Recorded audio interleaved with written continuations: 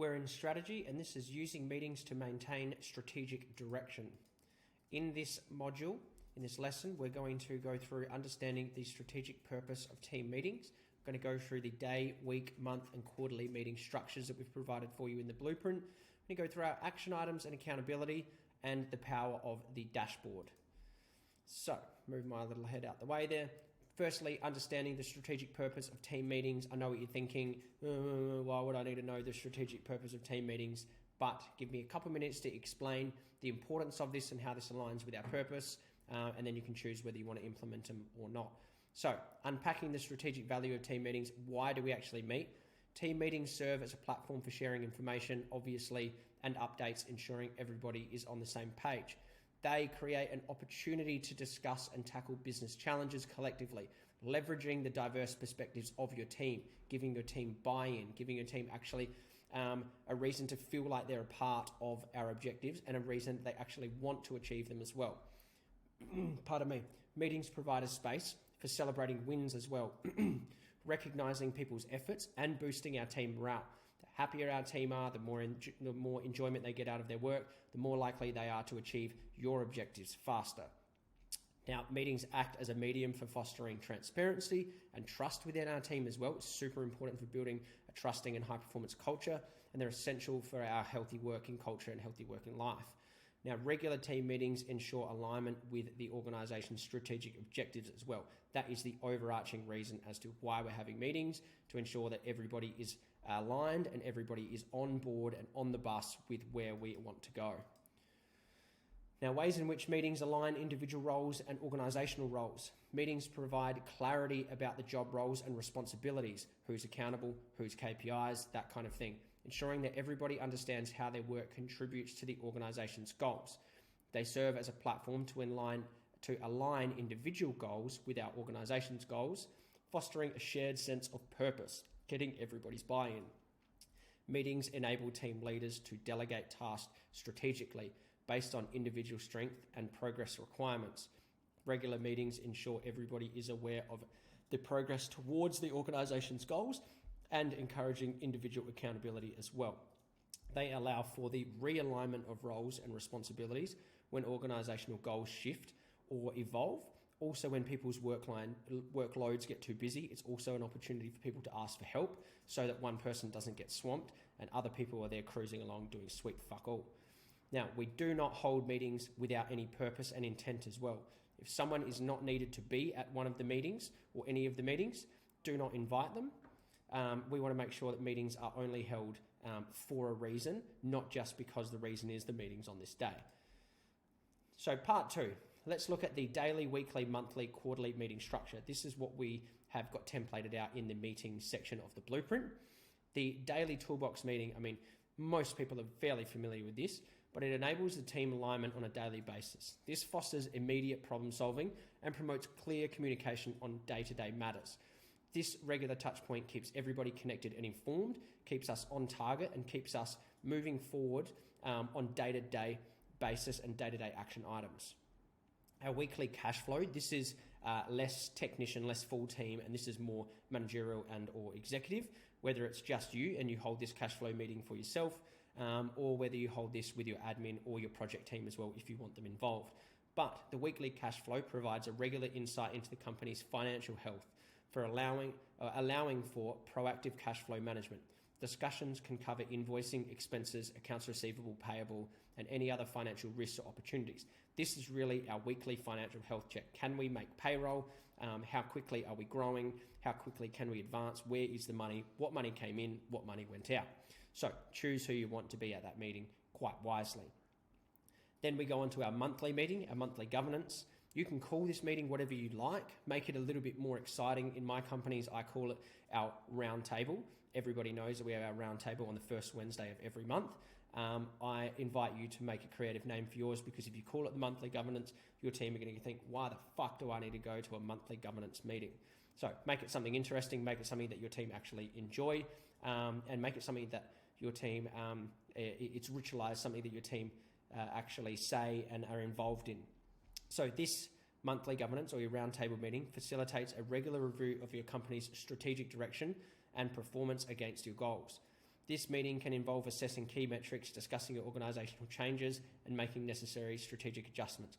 I've put in a great monthly governance template for you there, which breaks down every part of every department strategy from our business plan, and then also areas for you to put your KPIs in there and hold people accountable, and have sub KPIs as well to make sure that everything that we're doing, every bit of energy and resource within your company is driving towards achieving strategic direction, objectives, and then also achieving our mission and our purpose.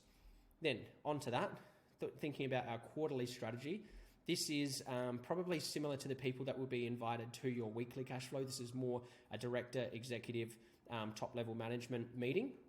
You could hold this with, if it's just you and your company, you could hold this meeting with your accountant or anybody else who you believe would be more of an advisory position as to where your company's going and what the big picture is. So the quarterly strategy meeting allows for big picture planning and decision making to steer the company's long-term direction.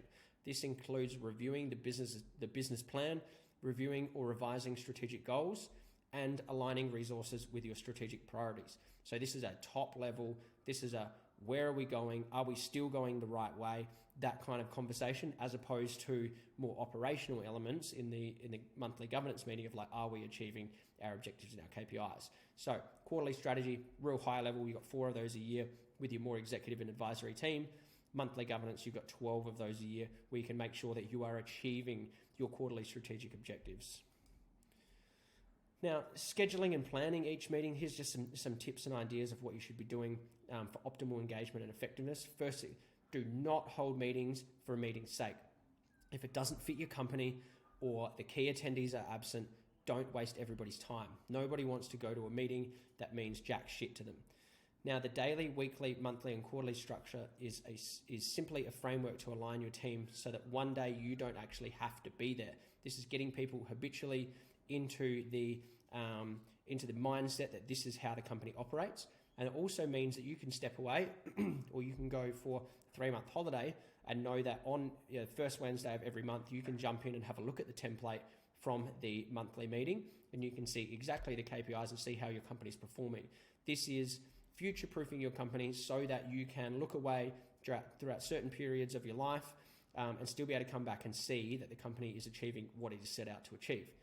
Now, use our templates to tailor the agenda to your needs. You want to schedule them for the same time in each cycle so that everybody knows where they are, so habitualizing that. Daily meetings are best done first thing in the morning. Get everybody as soon as they come in while they're highly caffeinated.